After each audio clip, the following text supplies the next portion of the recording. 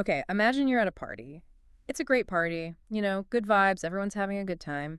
But then you realize that every single person in the room is just repeating the exact same three sentences over and over again in the exact same tone. That would be so weird. It would be weird, right? It would feel robotic. Like a simulation or something. Exactly. But if we're being honest, that is often what the modern worship landscape can feel like. We have these incredible, massive global anthems. And they are powerful for sure. Absolutely. But we are often singing the exact same words to the exact same melody at the exact same time as a church in Sydney, a church in London, and a church in Nashville. Which is beautiful for unity, I get that. Yeah.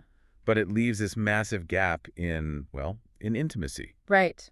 And that's the hook for today's deep dive. We usually assume that songwriting is this kind of elite sport reserved for the pros, Grammy winners, the big touring bands. Exactly. But we've been digging into a stack of interviews with some real heavy hitters, people like Matt Redman, Keith Getty, Jeremy Riddle, and they're actually flipping that whole narrative on its head.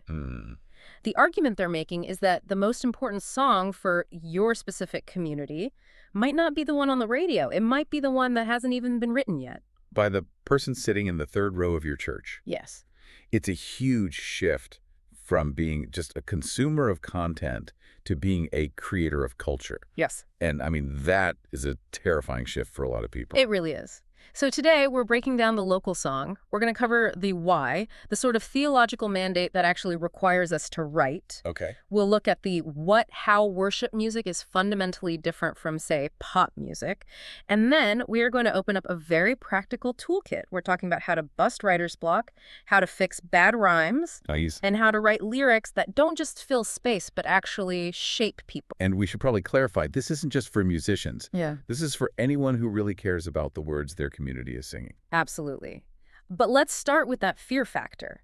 Because if I tell a regular person, hey, you should write a worship song, the immediate reaction is, I'm not creative enough. Or, I'm not anointed for that. Right? We tend to put things in boxes. There are the creative types over here, and then there are the regular people over there. Yeah. But if you look at the biblical foundation we've been digging into, that distinction just doesn't really hold water. You're talking about the whole image of God thing in Genesis? Exactly. Genesis 1, I mean, the very first thing we learn about God is that he is a creator. He makes something out of nothing. Right. Then he makes humans in his image. So theologically speaking, creativity isn't some personality trait you get on a Myers-Briggs test.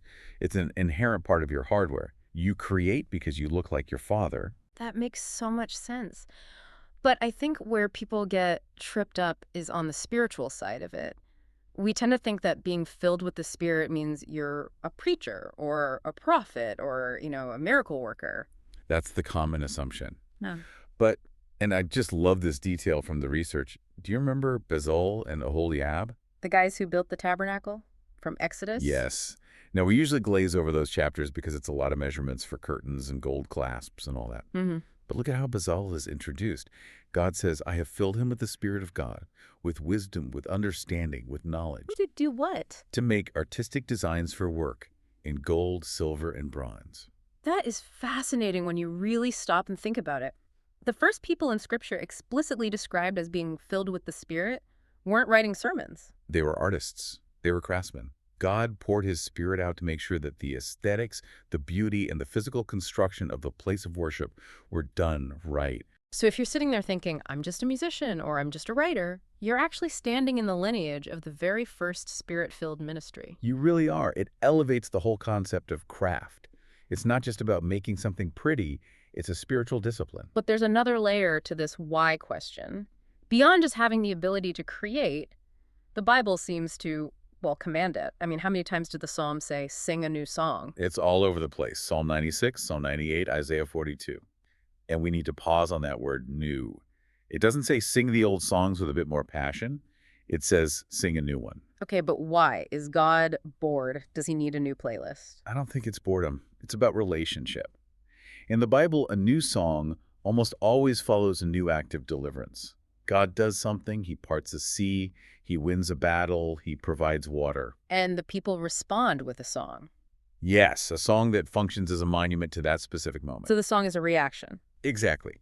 If you are still only singing the song from 20 years ago, You might be accidentally implying that God hasn't done anything fresh in your life since then. A new song is proof that you are currently paying attention.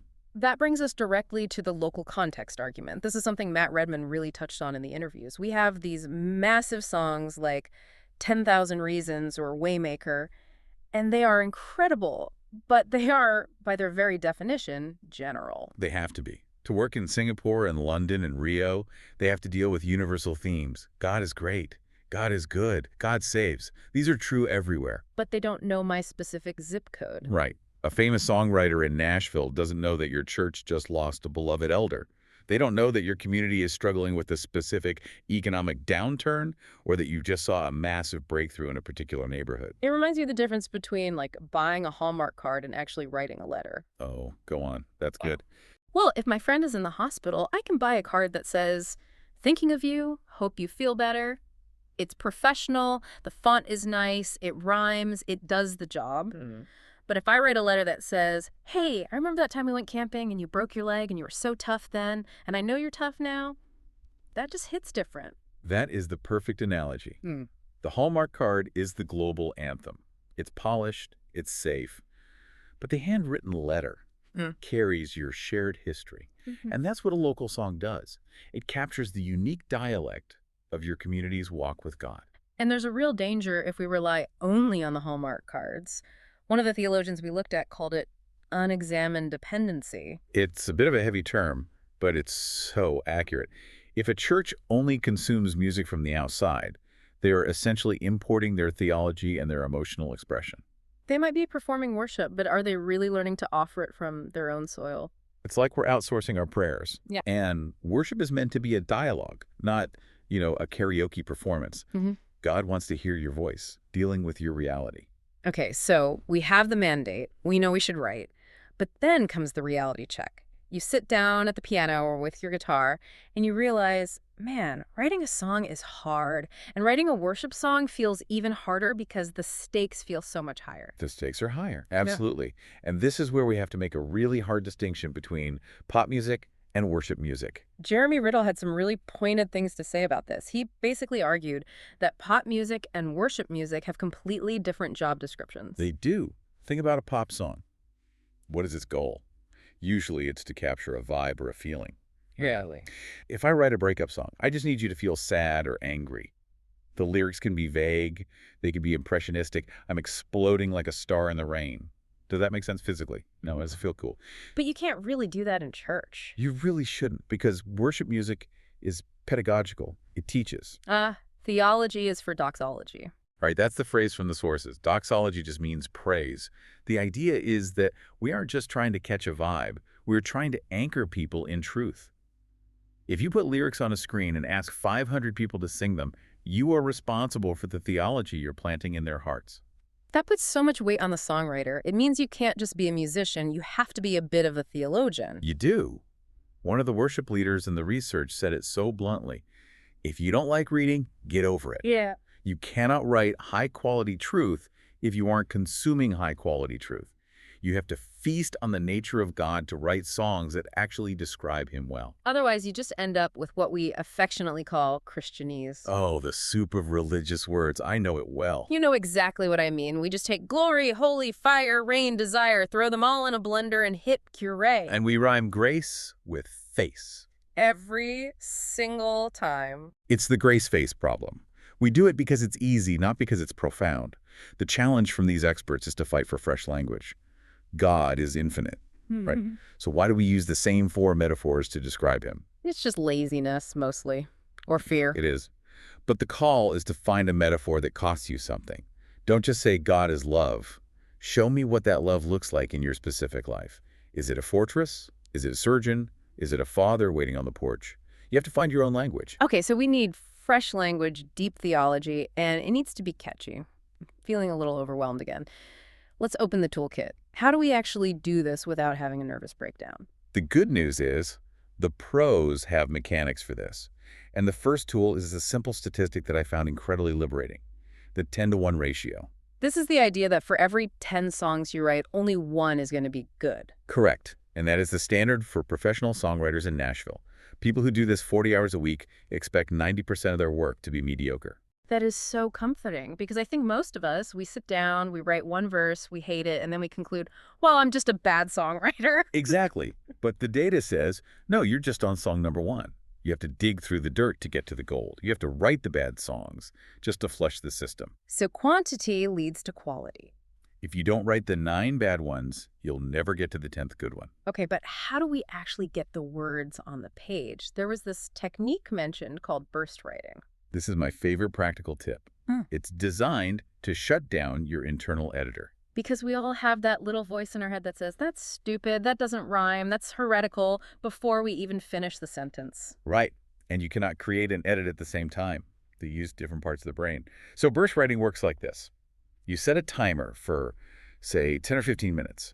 And for that time, you're allowed to write anything. You don't stop. You don't cross things out. You don't fix spelling. So if you run out of ideas, you literally just write, I don't know what to write, until another thought comes. You literally do that. You're just open the tab completely. Then, when the timer dings, you stop, you take a breath, then you switch hats. You become the editor. You look at the 2 pages of nonsense you just wrote, and you might find one line, just one, that makes you go, whoa, that's true. And that's your seed for the song. That's the gold nugget. But you wouldn't have found it if you were trying to polish the dirt while you were still digging. Another big tip from the sources was all about community.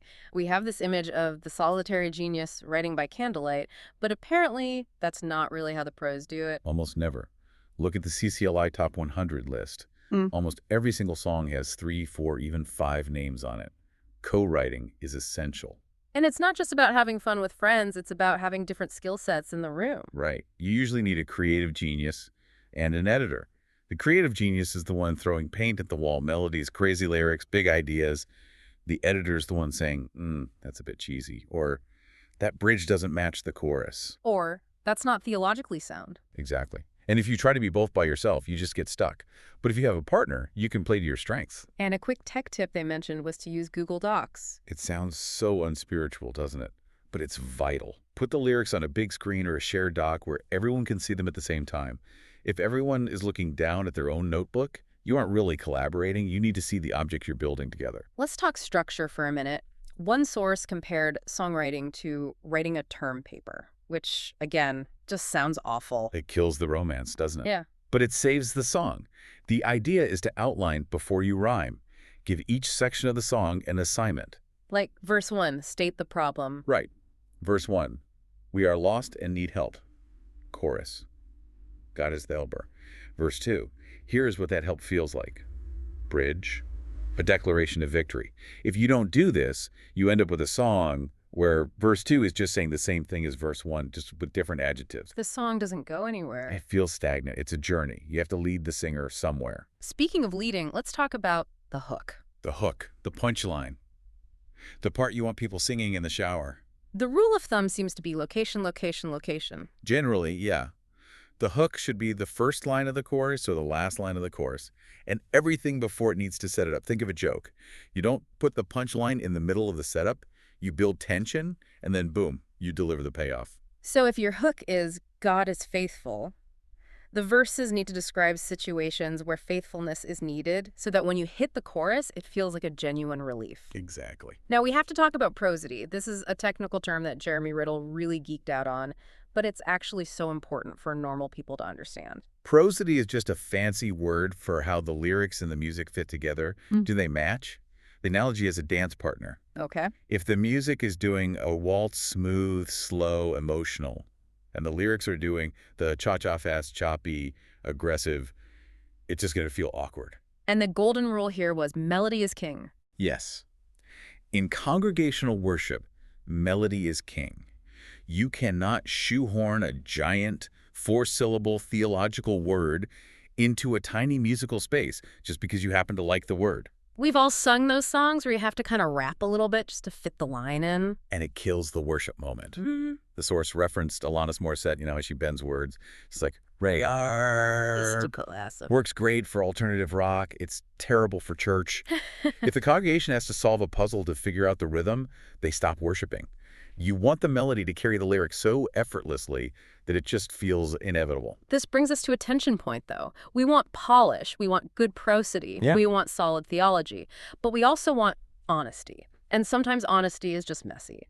This is where we have to talk about the sloppy wet kiss. Oh, the legendary controversy. For listeners who might not know, there's a song called How He Loves by John Mark McMillan.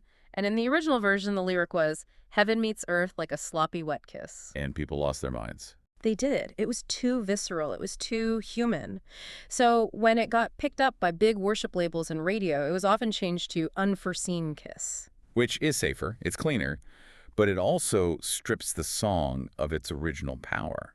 See, McMillan wrote that song after his best friend died in a car accident. He was angry, he was grieving, and he was trying to describe the collision of God's presence with his messy, painful reality.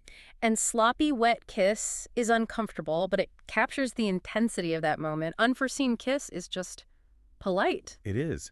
And that's the tension of the local song. The experts argue that while we need to be biblical, we shouldn't be sterilized. We often edit our songs until they sound like a press release for God Yeah. rather than a cry to God. Yeah. Authenticity resonates. If your church is going through something messy, write a messy song. The Psalms are full of mess. God, where are you? Why do the wicked prosper? Those aren't polished statements. They're raw questions. Authenticity over polish. That feels like a banner we should hang in the writing room. It's the key. People can smell a fake, but they lean in when they hear someone telling the truth. So let's zoom out. We've covered a lot. We've established that you are a creator by design.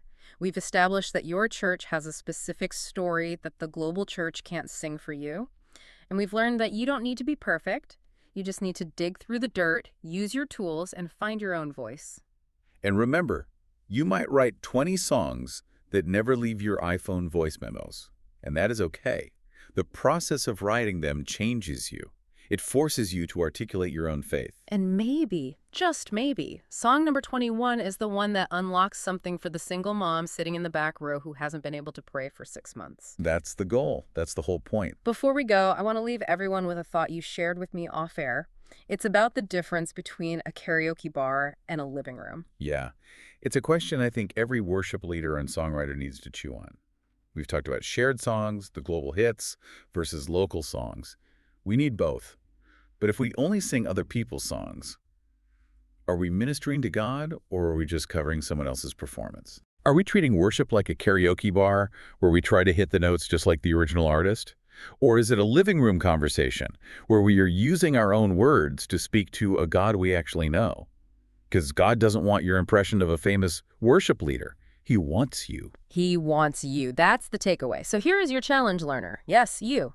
Pick up a pen or open the voice memo app on your phone today, not next year, and ask yourself this one question. What does my community need to sing this Sunday? Not what's cool, not what's on the radio. What do they need? Amen. And start digging through the dirt. You might just find some gold. Thanks for diving in with us. We'll catch you next time.